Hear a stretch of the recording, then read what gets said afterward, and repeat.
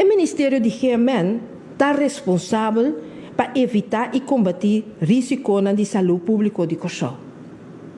Em caso de uma ameaça surpassar, o indicador não já mencionar, a mim como ministro de Higiene, lo informar e aconselhar o ministro de Assuntos General para decretar uma situação de crise caminha e manejo, lo volve a tomar lugar de uma forma central e multiministerial para meio de estrutura de desastre, igual na situação de últimos 2 anos.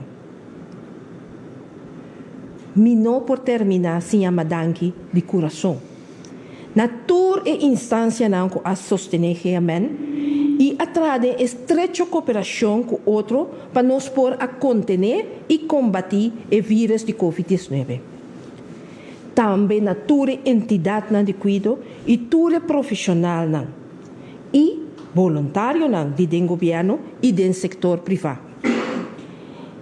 Para então turma te chama danke para trabalho tremendo assim. Danke de coração.